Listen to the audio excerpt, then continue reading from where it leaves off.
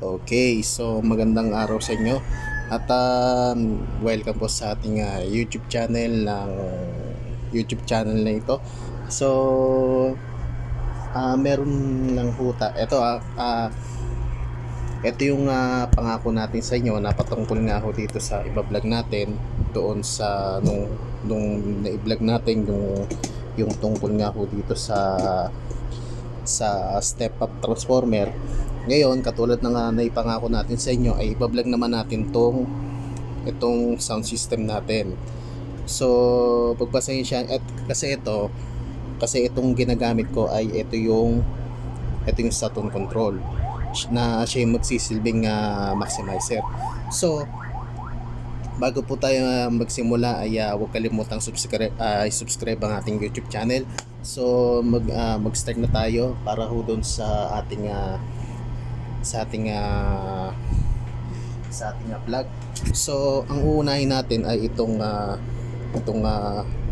mixer itong PL jack. So ito yung magsisilbi para ho dito sa mixer. So meron ho tayong naka mixer ito. So ito yung left tsaka right, tapos ito yung mga potentiometer niya. Okay, so paano po ba ang pagkabit nito? Paano ba setup? Ang una nating gagawin dito ay itong left at itong right channel ay sasalpak natin dito sa number 4 o sa right channel, at itong number 3 ay sa left channel. Tapos itong mixer mula ho dito sa mixer ay papunta naman dito, kasi ito nakapulupot lang yun. Ito ay papunta naman dito sa tone control, kasi wala akong maximizer. Ito yung tone control from left to right channel. Ngayon, pagkatapos natin siyang ikabit, kasi ito input, ngayon ikakabit natin siya from left to from input sa output. So hanapin natin yung okay, so hanapin natin. So ito yung RCA, itong XLR para ho doon sa female ay isa-set up natin dito. Buhol na naman. Yes. Okay. Mula dito sa mixer ng output input ay itong output ay isasaksak natin dito sa yung RCA ng right channel, at itong mixer itong RCA o itong RCA sa left channel ay mapupunta naman dito sa mali. Ito pala, medyo utal masyado ako dito So itong RCA muna kakabit natin dito sa likod ng output, ay mapupunta naman po dito yung RCA nito dito sa equalizer. Yan, sa equalizer natin pupunta. Yung RCA nito papunta naman dito sa output, papunta dito sa input. Okay, so pasensya na kayo itong sa output ay itong sa output ng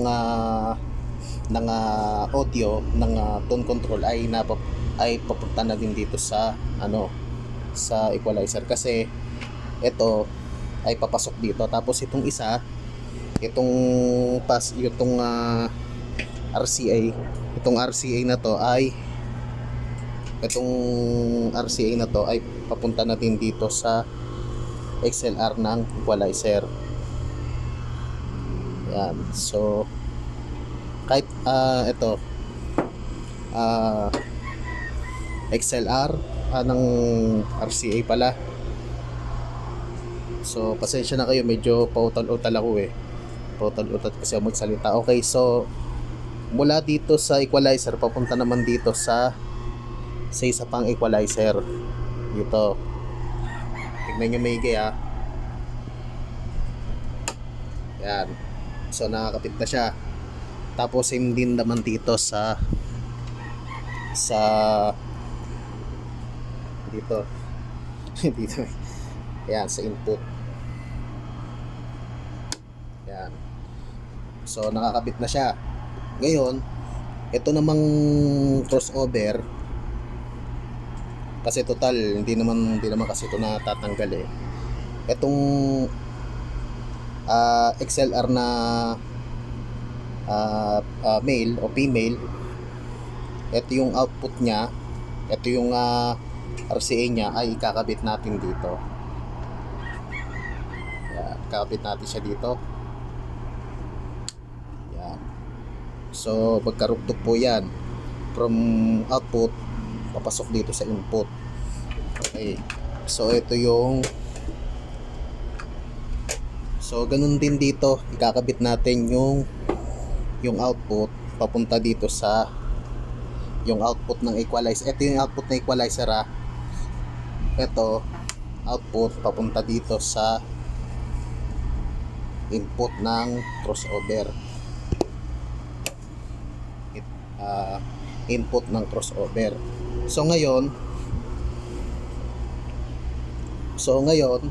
yung input at output ay mapupunta yung input sa output.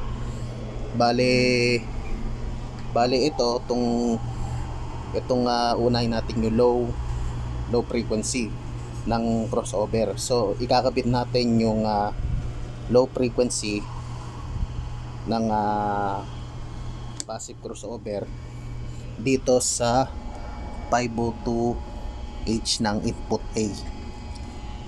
So ganun din dito, 502H din ng yan, ganun din dito.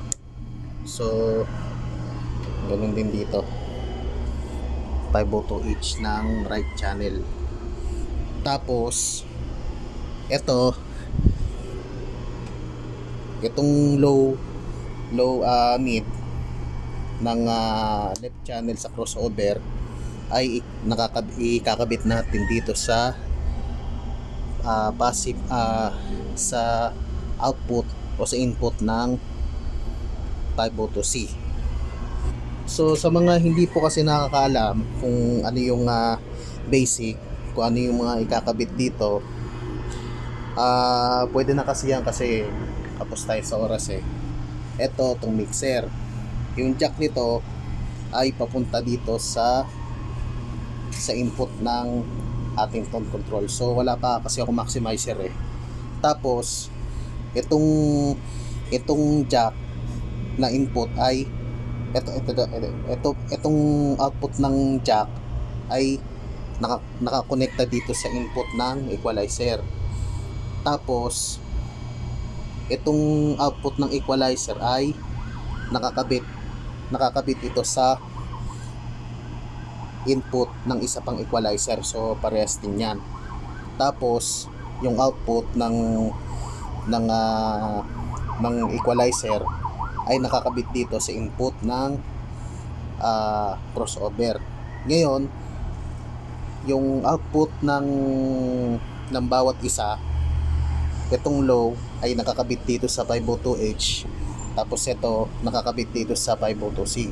So ano po ba yung mga naging ano dito? So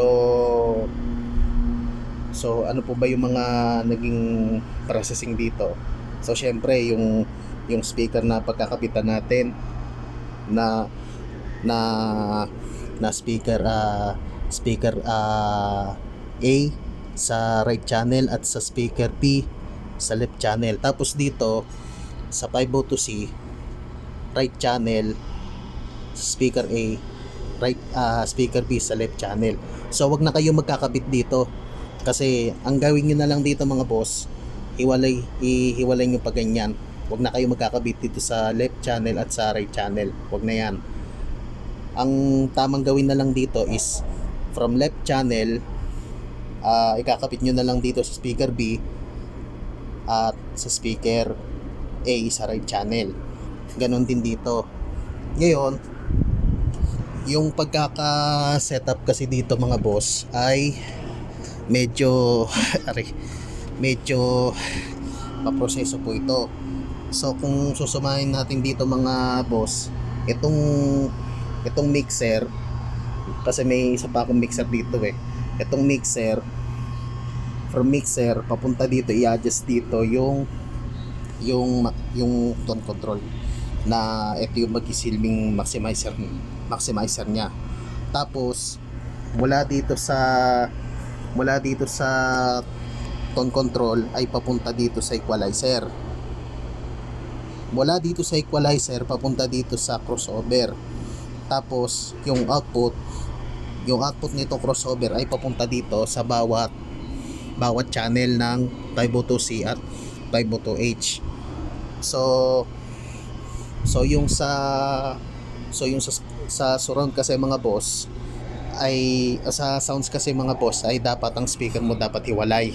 Hindi mo pwedeng pagsabayin yung dalawang speaker sa magkadikit. Wag niyo po intindihin yung sa dalawang anong yon. Bale ang gawin na lang is ihiwalay para hindi masyado ma-feedback yung speaker natin. So testing natin kung ano yung mga basic na dapat nating gawin para ho dito sa setup ng speaker. Okay, so nakuha natin yung speaker. So tinanggal ko muna pansamantala yung mixer na yung jack na nanggaling dito sa mixer. Ngayon, para for the testing lang naman, itong Concert 502C ay nakasalpak naman to Bali nakasalpak naman yung speaker doon sa 502C. Tapos ito sasaksak natin siya doon dito sa 502. So ano lang naman yon, madali lang naman ang pagka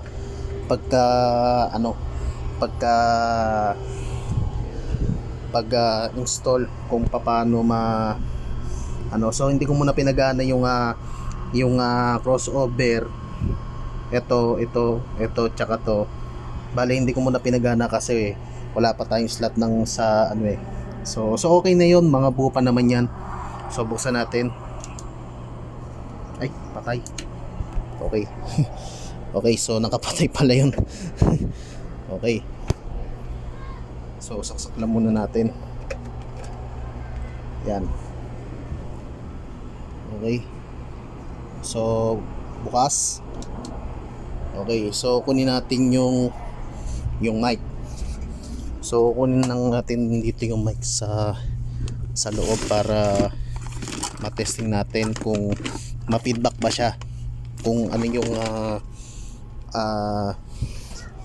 yung solusyon para mawala yung feedback. Kasi may mga nagtatanong ano daw ang silbi nitong passive crossover. Okay, so ilalagay muna natin yung cellphone. Tapos yung iba naman ho kasi mga boss, talagang talagang makikita mo na kung anong system. So dito ilalagay natin yung mic dito sa mic 1. So gabit ko muna yung mic.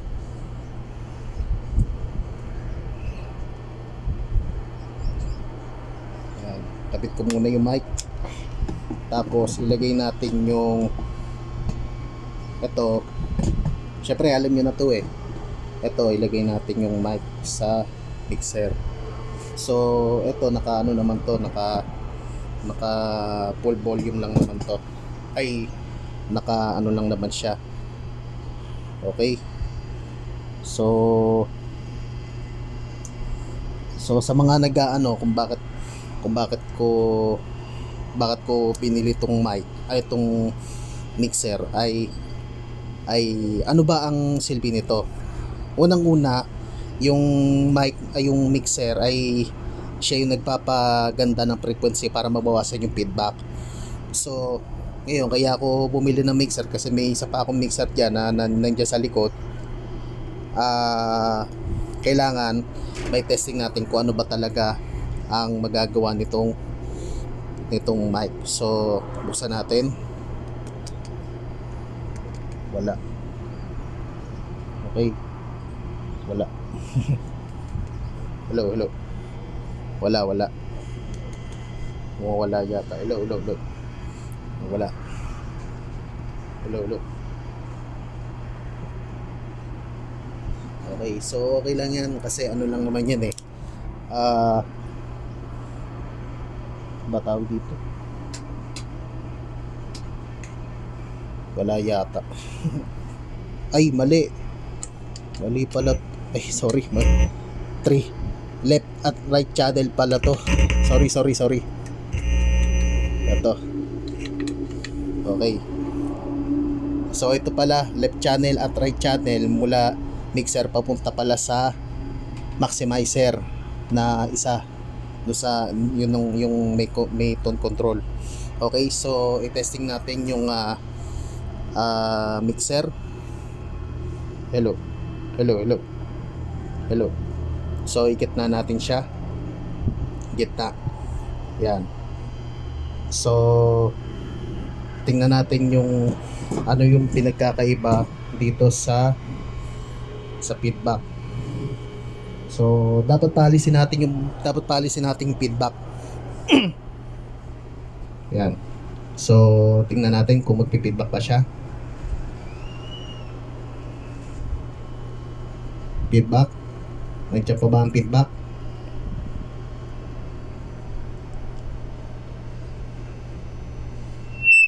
Yun.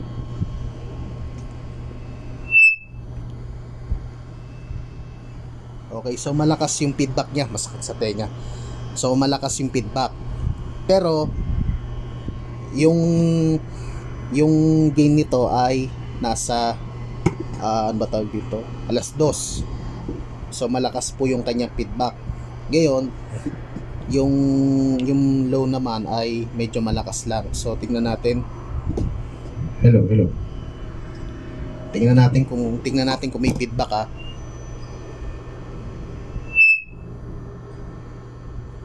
Hello.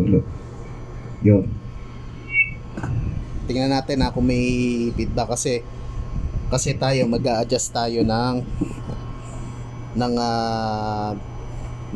equalizer para po dito sa speaker para hindi po ma-feedback. Ito yung low, mid, high. So tingnan natin. Hello. Tingnan natin.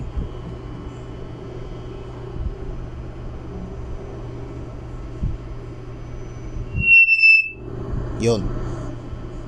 So tingnan natin. So i-adjust ko dito yung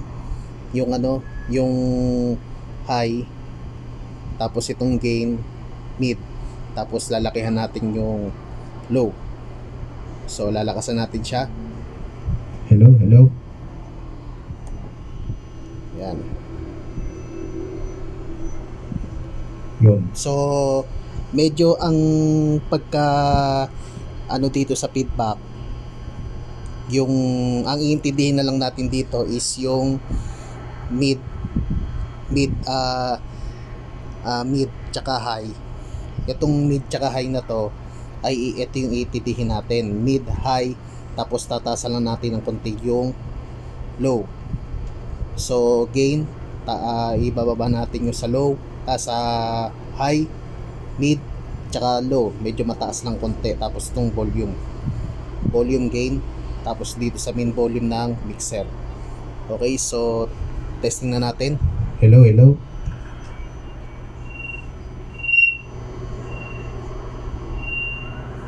Yun. So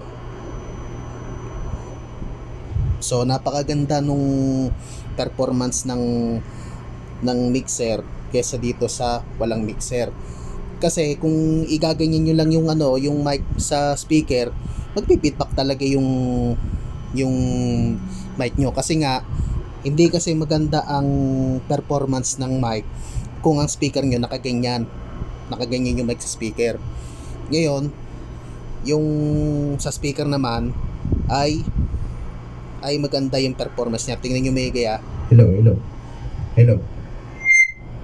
O, diba? So, yun yung so bawasan pa natin siya. Tapos yung gain, tingnan natin. Hello.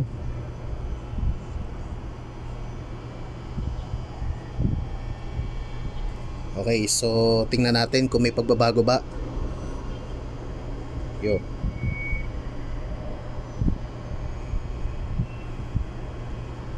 Hello. Yun. So ngayon tataasan natin yung mic. Ito, babaan natin yung gain, taasan natin yung high at medium. Kasi lahat naman ng mic nagpi-feedback talaga eh. Kaya hindi talaga siya nakukuha sa mga bypass capacitor, mga ganun ganyan. Ang tamang gawin na lang dito is yung adjust. Tapos hinaan natin yung mixer. So tignan natin.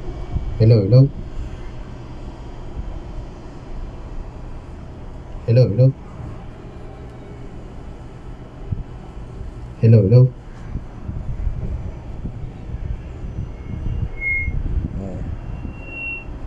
Diba?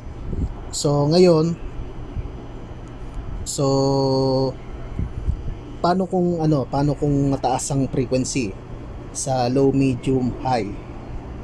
Syempre malakas na yan eh. Hina mo naman to. Gain at itong volume. So syempre pag mahina kasi yung pag mahina na kasi to at ang malakas na itong high, medium, tsaka konti lang naman yung diferensya sa low, ibig sabihin lalakasan mo pa yung boses mo, diba? So okay, testing natin. Hello. Konti pa.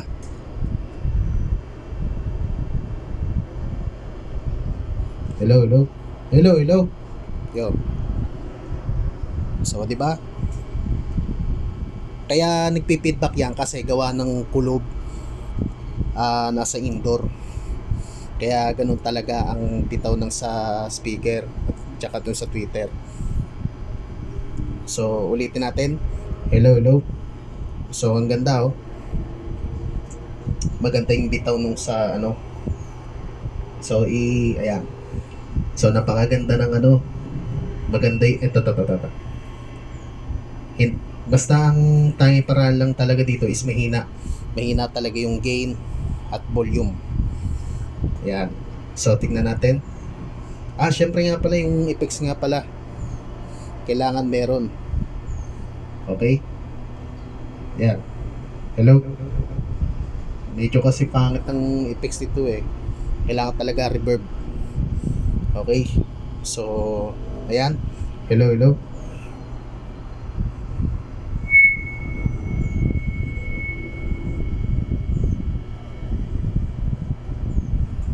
Okay, so mas maganda yon kumpara ho dito sa mas maganda yon kung talagang ang speaker mo talaga ay tweeter ibig sabihin pwede mo siyang i-adjust. Pero kung nasa malayo ka at nasa malapit na nasa malayo o malaki yung espasyo ng venue, ibig sabihin pwede mo na lakasan yung volume at yung kailangan katamtaman lang, pero depende lang yon sa ng space ng venue. So bakit nga ba napipidback? Kasi nga sa space, sa indoor ng bahay o ng kwarto, kaya hindi natin masasabi na ang indoor natin ay ma-feedback sa speaker. So yun talaga ang nagiging cause ng problema sa feedback. Kaya sinasabi ko lang sa inyo mga boss, ay pag-ingatan natin yung, syempre lahat naman ng mic is nagpi-feedback ko talaga. Kailangan makukuha lang yan sa pag-adjust ng low mid high. Babawasan lang tong gain, tapos ito kahit konting volume lang pwede na, basta wag lang masyadong di ba? So yung iba kasi mga boss, talagang kahit na ilapit mo yung speaker sa